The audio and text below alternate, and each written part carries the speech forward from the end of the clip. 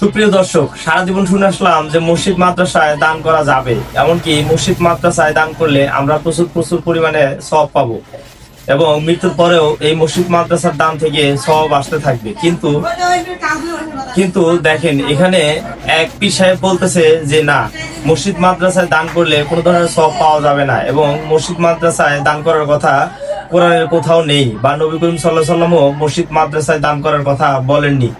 এ বিষয়ে প্রথমে আপনাদের মাঝে কিছু বিতর্কমূলক কথা বলতেছেন জাবির আল জাহাঙ্গীর। টাকা দিয়ে জান্নাতে যাওয়া যাইব, কোরআন হাদিসে কই পাইলি? কোরআনে তো কাই না হাদিসে? কোরআনে জান্নাতের শর্ত দুইটা, জি একটা হলো বিশ্বাস, একটা হলো সত্য।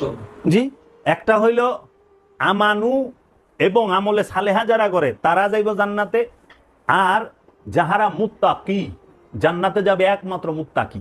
মুত্তাকি সেই মুত্তাকি শব্দের অর্থ কি? ওরা কয় আল্লাহকে যে ভয় করে, এটা হলো বাটপারি ও অগো, এটা কুটুকৌশল। মুত্তাকি শব্দের অর্থ যে ভেতর এবং বাহিরকে পবিত্র করছে, যার জাহের এবং বাতেন দুইটাই পবিত্র, মানে খান্নাস মুক্ত, শয়তান মুক্ত, নফসের অধিকারী। এই জন্য কোরআন ডাক দিয়েছে ইয়া আইয়াতুহান নাফসে মুতমাইন্না, হে মুতমাইন নফস, আসো জান্নাতে প্রবেশ করো, বান্দার মধ্যে প্রবেশ করো। তাইলে কোরআন কইতেছে পরিতৃপ্ত নফস জান্নাতে যাইবার। মোল্লায় কইতেছে এই মুরগটা কিনলে, মসজিদের মুরগ কে কিনবি বাবা, 5,000 টাকা দিয়ে কিনলে আমি দোয়া করে দেবো জান্নাতে যাবি। এটা কোরআন বিরোধী কথা নয়। এই ছাগলের দলে হুনে কয় সুবহানাল্লাহ, ওই যে টাকা দিছে।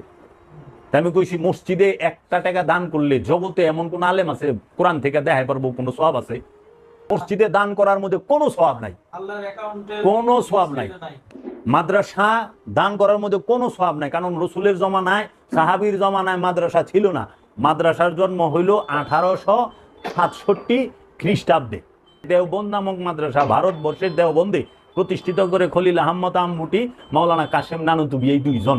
এবং ওহাবিবাদের সবচেয়ে ভারতবর্ষে যে এজেন্ট, যেটা থেকে ওহাবিবাদটা প্রচার হয়, সেটা হলো দেওবন্দ মাদ্রাসা। মাদ্রাসায় দান করার কথা কোরআনে কই আছে? কোরআন বলছে সূরা বাকারার 177 নম্বর আয়াতে 6টা স্থানে দান করবা, 6 স্থানে দান করার কথা, যে এইখানে দান করলে তোমাদের সওয়াব হবে, পুণ্য হবে। সেটা কি?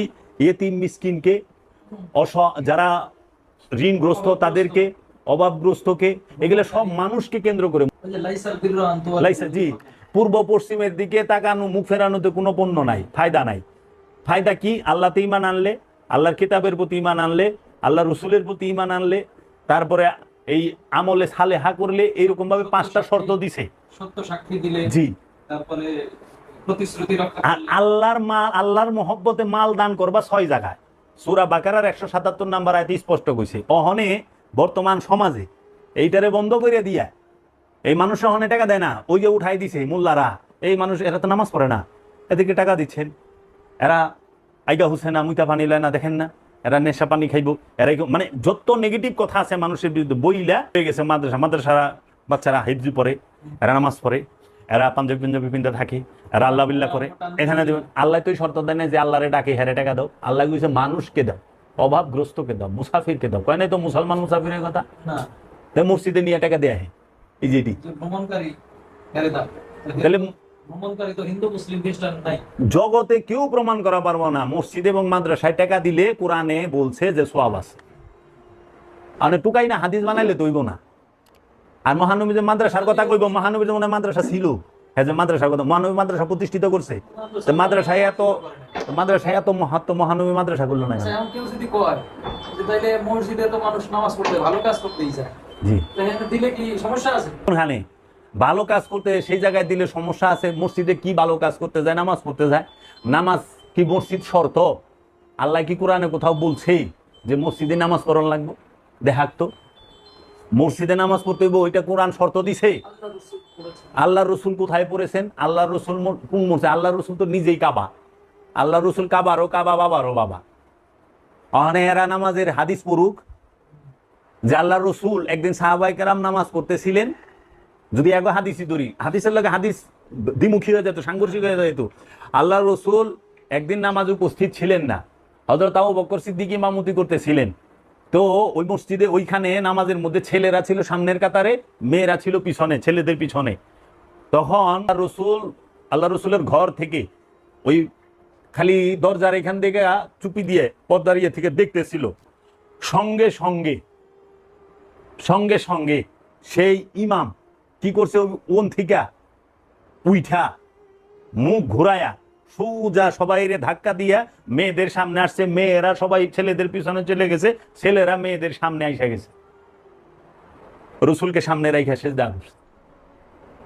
আর যখন কেবলা পরিবর্তন হইল, মসজিদে কেবলা তাই যেখানে বলা হয়, যে স্থান থেকে কেবলা পরিবর্তন হইল, যখন বারবার মহানবী আসমানের দিকে চেহারা মুবারক উঠাচ্ছিলেন, তখন আল্লাহ বললেন যে হে আমার হাবিব, আপনি যেটাই খুশি থাকেন আমি তো সেটা করার জন্যই আছি, আপনি কেবলা পরিবর্তন করুন। এটা কিন্তু নামাজের মধ্যেই। তখন মহানবী কি করলেন? ইমাম কি থাকে সামনে, মুসল্লি পিছে। মসজিদুল আকসা থেকে মসজিদুল সম্পূর্ণ বিপরীত দিকে। তখন মহানবী কি করলেন? ঘুরে গেলেন। ঘোরার সাথে সাথে তো সাহাবার মহানবীর মুখামুখি এলো না সামনাসামনি। তখন মহানবী সরায়া সবাই রে এইদিকে গুললো, কই যাইবেন? আর আপনারা কইলেন যে মসজিদে দিলে সমস্যা। মসজিদের থেকে বড় হইল কি? মানুষকে সেবা করা। আল্লাহ রসুল বলছে তোমরা জাহিলি যুগের মতো মসজিদকে চাকচিক্যময় করো না। তাহলে যেখানে আল্লাহ রসুলের নিষেধ যে এত চাকচিক্য, মসজিদ থাকবে একদম কি নরমাল সাদা মাঠা।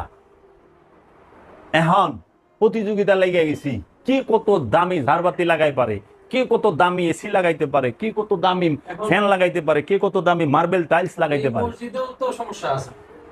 মসজিদ চাকচিক্য করো না মানে কোন মসজিদ? এখন আল্লাহ যে কথা কইছে কোরআন, এটা তো কোরআন এবং আল্লাহর হাদিসে বলছে। নবী তো কখনো জাতের কথা বলে নাই। এখন সেই মসজিদটা তো হৃদয়, প্রতিটা মুমিনের কলবটাই হচ্ছে আল্লাহর ঘর মসজিদ। প্রতিটা মুমিনের কলবই হচ্ছে আল্লাহর ঘর মসজিদ। সেই মুমিনের কলবে আল্লাহ নিজে থাকে। আর ওই কলবকে মেজাজি রূপে দেখাবার জন্য জাহিরি মসজিদ, ইট পাথরের মসজিদ, মানুষের তৈরি মসজিদে আল্লাহ থাকে না। এই পর্যায়ে আপনাদের মাঝে মসজিদ মাদ্রাসায় দান করা যাবে এই বিষয়ে কিছু বক্তব্য উপস্থাপন করতেছেন শায়খ আহমদুল্লাহ। যতটুকু জানি যে মসজিদে দানের ক্ষেত্রে কোরআনের কোথাও বলা নেই, তাছাড়া মসজিদের দানের বিষয়েও তেমন কোনো হাদিস নাই। তাহলে মসজিদে দান করলে বিশাল সবের কথা যে বলা হয়, এটার ভিত্তি কি? মনে হয় আপনার জানার মধ্যে ত্রুটি আছে। মসজিদে দানের ব্যাপারে কোরআন হাদিসে অবশ্যই বলা আছে। আল্লাহ রাব্বুল আলামিন কোরআনে মসজিদ আবাদকারীদের গুণের কথা উল্লেখ করেছেন। ইন্নামা ইয়ামুরু মাসাজিদাল্লাহি মান আমানা বিল্লাহ, যারা আল্লাহর ঘর আবাদ করেন। আল্লাহর ঘর আবাদ তো নির্মাণ করতে হবে। তারপরে যে ইব্রাহিম আলাইহিস সালাম মসজিদ নির্মাণ করেছেন, সেটার বিস্তারিত বিবরণ তারা উল্লেখ করেছেন। মসজিদকে আপনার তওয়াফকারীদের জন্য মসজিদের হারামকে পবিত্র করার নির্দেশ করেছেন আল্লাহ তাআলা। মসজিদের সেবা নিয়ে অনেকগুলো আয়াত কিন্তু কোরআনে রয়েছে। তো মসজিদ নির্মাণ সাধারণ সেবা যদি এরকম ফজিলতপূর্ণ হয়, তাহলে নির্মাণ সেটা তো ফজিলতপূর্ণ বলাই বাহুল্য। আর তাছাড়া হাদিসে সুস্পষ্টভাবে পরিষ্কারভাবে মসজিদ নির্মাণের অনেকগুলো ফজিলত এবং সওয়াবের কথা বলা আছে। যেমন নবী সাল্লাল্লাহু আলাইহি ওয়াসাল্লাম বলেছেন, মান বানালিল্লাহি মাসজিদান, যে ব্যক্তি আল্লাহর জন্য একটা মসজিদ নির্মাণ করবেন, আল্লাহু লাহু বাইতান ফিল জান্নাহ, ও বানাল কোন হাদিসে আসছে ওলাও বিমাফ কামাফ হাসে কতাতিন আও কামারাত ফিল হাদিস। অর্থাৎ যদি কেউ একটা পাখির ছোট বাসার মতো করেও মসজিদ বানায়, রূপকর্তে এখানে বোঝানো হয়েছে যে ছোট্ট মসজিদে যদি বানায়, আল্লাহ তাআলা তার জন্য জান্নাতে ঘর নির্মাণ করবেন। তাহলে মসজিদ নির্মাণ করলে তার জন্য কোনো ফজিলত বা মর্যাদা বা সওয়াবের কথা বলা নেই। কি বলেছে আপনাকে? আবার এটি একটা সাদকা জারিয়া, অর্থাৎ যে দান এর ধারা, যে দানের উপকারিতা দীর্ঘকাল মানুষ ভোগ করতে থাকবে। আপনি মসজিদ নির্মাণ করলে মানুষ এখানে সালাত আদায় করতে থাকবে। আর এই ব্যাপারে নবী সাল্লাল্লাহু আলাইহি ওয়াসাল্লাম বলেছেন, মানুষের মৃত্যুর পরেও এই জাতীয় অর্থাৎ যে ক্যাটাগরির দান এর উপকারিতা দীর্ঘমেয়াদে মানুষ পেতে থাকবে, তার সব পাবে। অতএব হাদিসে তো রয়েছে মসজিদ মাদ্রাসায় দান করলে যে প্রচুর পরিমাণে সওয়াব পাওয়া যাবে এবং পরকালের শুভ কাম হবে, এ বিষয়ে আপনাদের মাঝে এখন বক্তব্য রাখবেন মুফতি আরিফ বিন হাবিব। আপনি পারলে দান করবেন, না পারলে অন্য কাউকে বাধা দিয়েন না। মনে রাখবেন, মসজিদ মাদ্রাসায় আপনি দান না করলে আপনি হেরে গেলেন। মসজিদ মাদ্রাসা কোনোদিন আটকে থাকবে না, কোনো না কোনো ভাবে আল্লাহ চালায় নেবেন।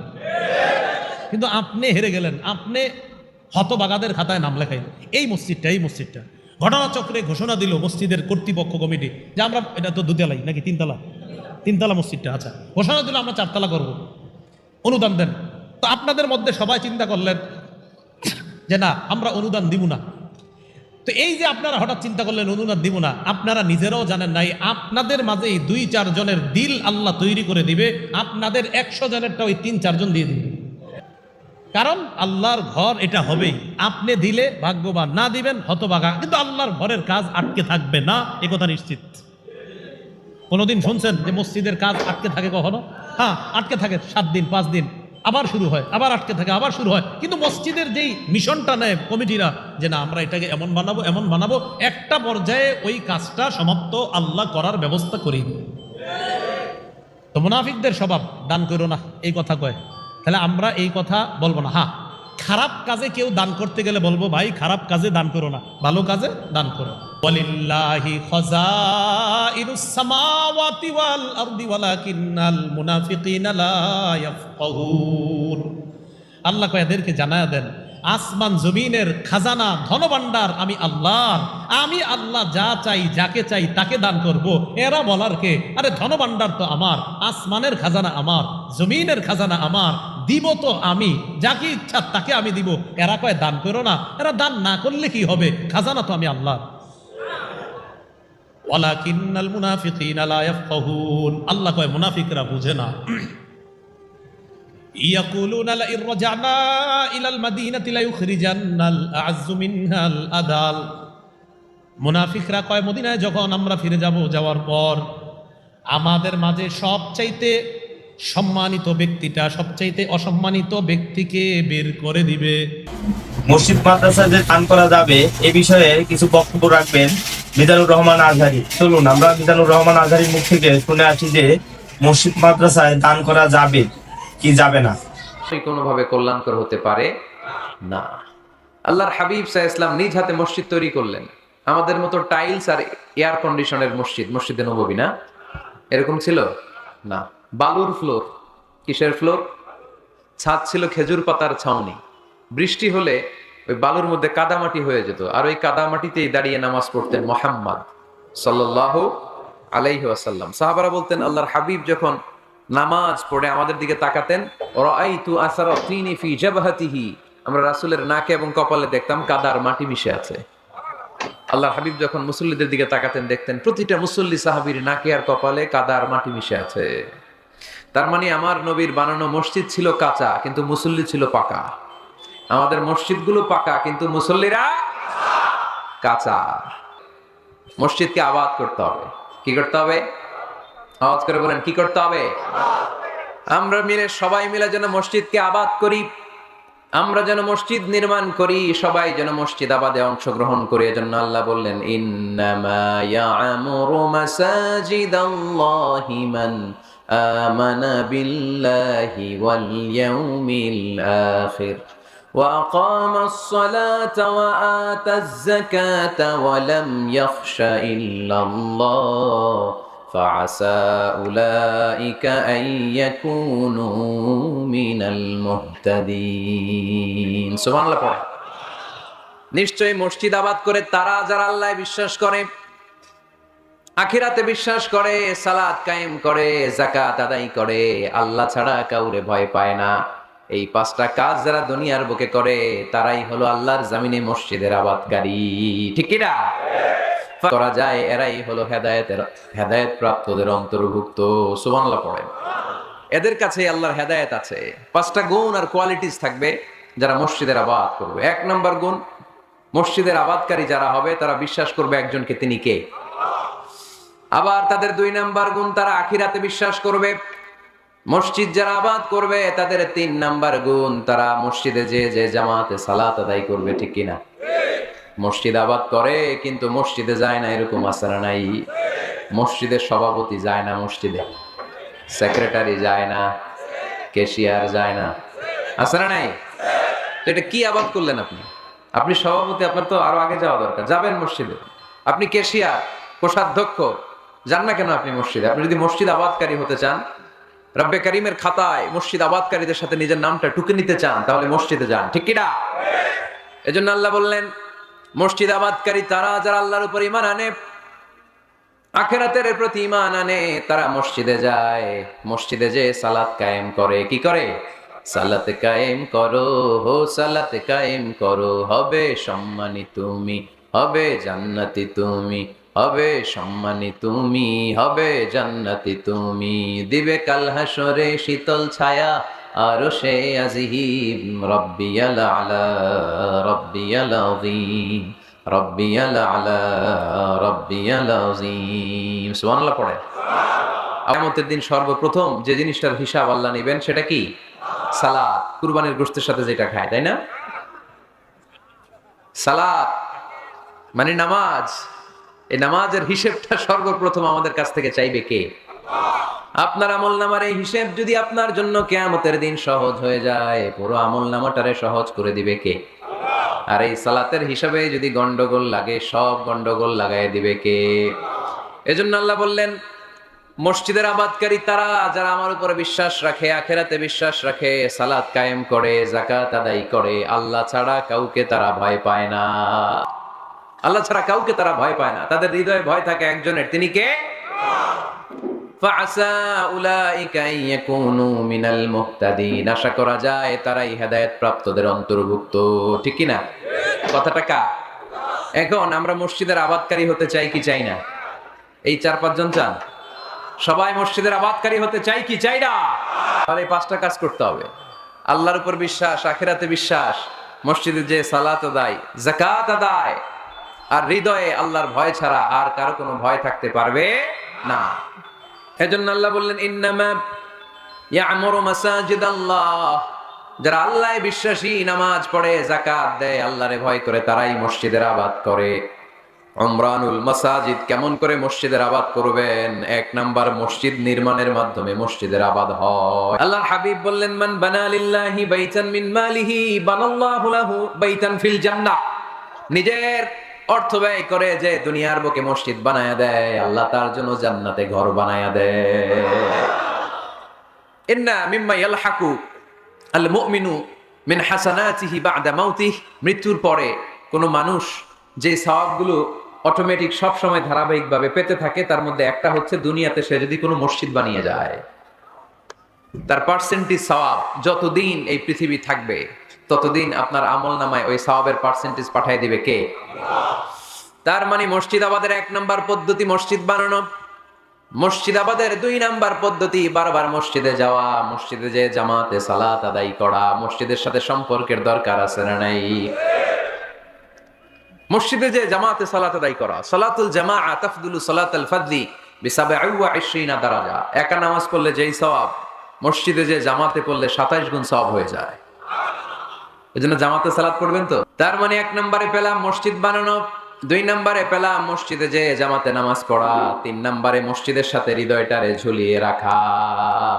মসজিদের সাথে হৃদয়টা ঝুলে থাকবে। 7 শ্রেণীর ব্যক্তিকে আল্লাহ তাআলা কিয়ামতের দিন আরশের নিচে ছায়া দিবে। এর মধ্যে 1 শ্রেণীর ব্যক্তি ওই ব্যক্তি যে ব্যক্তির হৃদয়টা সবসময় মসজিদের সাথে ঝুলে থাকে, লেগে থাকে। জোহরের নামাজ পড়ে খালি টেনশন, কিরে আসরের সময় কখন হবে? আসর পরে চিন্তা করে মাগরিবে আমি কই থাকবো, তখন মসজিদ থাকবে কই, নামাজটা হবে কিনা। মাগরিব পড়ার পরে একটাই চিন্তা, ঘুমের আগে এশাটা যেন ঠিক মতো হয়। ঠিক কিনা? এরকম মুসল্লি আছে না নাই? আল্লাহর হাবিব বললেন, যারা সব সময় হৃদয়টারে মসজিদের সাথে এইভাবে লাগিয়ে রাখে, আরশের নিচে তাদেরকে সেদিন ছায়া দিবে কে? আল্লাহর আরশের ছায়া ছাড়া ওই দিন আর কোনো ছায়া থাকবে নাকি? আকাশের সূর্য মাথার কাছে নেমে আসবে, জমিনটারে তামার জমিন বানিয়ে দেওয়া হবে, জিহ্বাটা তৃষ্ণার চোটে বের হয়ে নাভি পর্যন্ত কুকুরের মতো ঝুলতে থাকবে। মানুষগুলো চিৎকার মারবে, কোনো ছায়া নাই আরশের ছায়া ছাড়া। ওই আরশের ছায়ার নিচে ওই ব্যক্তিকে আল্লাহ ছায়া দিবেন যার হৃদয়টা মসজিদের সাথে লেগে থাকে, সবসময় মসজিদের সাথে মনটা পড়ে থাকে। এরকম আছে না নাই? মসজিদে বারবার যেতে চায়। মসজিদে যাওয়ার জন্য যতগুলো কদম ফেলবেন, প্রতিটা কদমে আপনার মর্যাদা 1 স্ট্যাটাস 1 তলা বাড়ায় দেয় কে? গুনাহগুলো মাফ করে দেয় কে? আবার মসজিদে যদি কোনো দিনই হালাকায় বসেন, আল্লাহর রহমত চারদিক থেকে আপনারে বেষ্টন করে ফেলে, আল্লাহর ফেরেশতারা আপনাদের জন্য দোয়া করতে থাকে। তাহলে মসজিদ আবাদের 1 নাম্বার নমুনা হলো মসজিদ বানানো। মসজিদকে আবাদ করার 2 নাম্বার নমুনা হলো মসজিদে জামাতের সাথে সালাত আদায় করা। মসজিদ আবাদের 3 নাম্বার নমুনা হলো হৃদয়টা মসজিদের সাথে ঝুলিয়ে রাখা। মসজিদ আবাদের 4 নাম্বার নমুনা হলো নিজ হাতে মসজিদকে পরিষ্কার পরিচ্ছন্ন রাখা। মসজিদ মাদ্রাসায় দান করা যাবে এই বিষয়ে এই পর্যায়ে আমাদের মাঝে কথা বলবেন আল্লামা নুরুল ইসলাম উলিপুরি। চলুন আমরা আল্লামা নুরুল ইসলাম উলিপুরির মুখ থেকে শুনে আসি যে মসজিদ মাদ্রাসায় দান করলে আমরা কি পরিমাণ সওয়াব পাবো।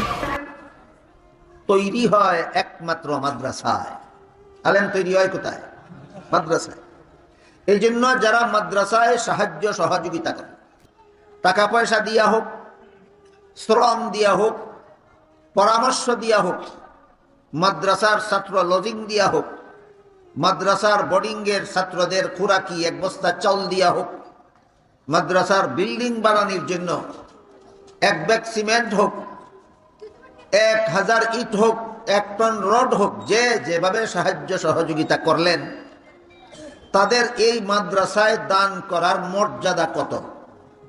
হাদিস শরীফে রাসূল করিম সাল্লাল্লাহু আলাইহি ওয়াসাল্লাম বলেন, মানুষ যখন মরে যায় তখন তার আমল নামায় সোয়াব লেখা, ফেরেশতায় যে আমল নামায় সোয়াব লেখে, লেখা বন্ধ হয়ে যায়। একটা মানুষ সারা জীবন নামাজ পড়তো, ফেরেশতা তার আমল নামায় নামাজের সোয়াব লিখত। এই মানুষটা মরে যাওয়ার পরেও কি ফেরেশতায় সোয়াব লেখে না বন্ধ হইয়া যায়? রাসূল বলেন, মানুষ মরলে পরে ফেরেশতা যে তার আমল নামায় সোয়াব লিখত, লেখা বন্ধ হইয়া যায়। কিন্তু 3 দল মানুষ মরলে পরেও সোয়াব লেখা বন্ধ হয় না। 3 দলের এক দল যারা এমন কাজে দান করে মরল যেই কাজটা চালু থাকে, মসজিদে সাহায্য করে মরল। যতদিন পর্যন্ত এই মসজিদে যত মুসল্লি নামাজ পড়বে, সমস্ত মুসল্লিরা পাবে যেই সওয়াব মসজিদ বানানির কাজে যারা দান করেছিল, মরে গেছে, কবরের বাসিন্দা হয়ে গেছে, তারা কবরে শুয়ে শুয়ে কিয়ামত পর্যন্ত পরবর্তী সকল মুসল্লিদের সমান সওয়াব পাবে। এই রকম দানকে রাসূলের ভাষায় সদকায়ে জারিয়া বলা হয়। এখন তুমি মসজিদে গিয়ে নামাজ পড়তে পারো না, তুমি কবরের বাসিন্দা হয়ে গেছো, কিন্তু তোমার আমল নামায় সওয়াব লেখা হতে থাকবে যারা নামাজ পড়ে তাদের সমান।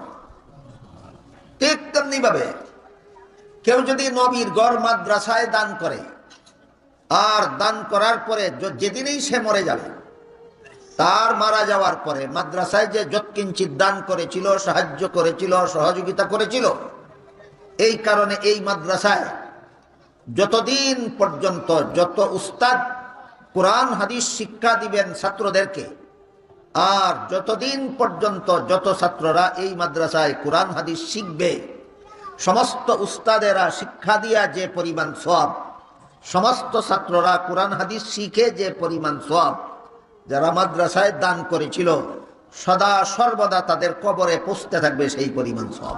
চিন্তা করে দেখুন তো, যারা মাদ্রাসায় দান খয়রাত করলেন কত বড় ক্ষতিগ্রস্ত হইলেন না বিরাট লাভবান হইলেন? বিরাট লাভবান হইলেন। এই জন্য হাদিস শরীফে রাসূল করিম সাল্লাল্লাহু আলাইহি ওয়াসাল্লাম বলেন, মানুষ মরে গেলে যে তার আমল নামায় সওয়াব লেখা বন্ধ হয়ে যায়, 3 দল মানুষের আমল নামায় মরে গেলেও আমল নামায় সওয়াব লেখা বন্ধ হয় না। এক দল, এর মধ্যে এক দল যারা এমন কাজে দান করে মরে গেল যেই কাজটা চালু থাকে। মসজিদে দান করে মরলে নামাজ মসজিদে চালু থাকে, যত মুসল্লি যত নামাজ পড়বে সকলের নামাজের সমান সব দানকারীর কবরে পৌঁছতে থাকবে। মাদ্রাসায় দান করে মারা গেলেও মাদ্রাসায় কোরআন হাদিসের শিক্ষা চালু থাকে। মাদ্রাসায় দান করে মারা যাওয়ার পরে যত উস্তাদ মাদ্রাসায় পড়াইবেন, যত ছাত্র পড়বেন, সকলে মিলে পাবে যে পরিমাণ সওয়াব দানকারীর কবরে সদা সর্বদা পৌঁছতে থাকবে সেই পরিমাণ সওয়াব। আমার কথা বুঝে থাকলে বলুন তো, মাদ্রাসায় দান করার মর্যাদা আছে কিনা আল্লাহর দরবারে?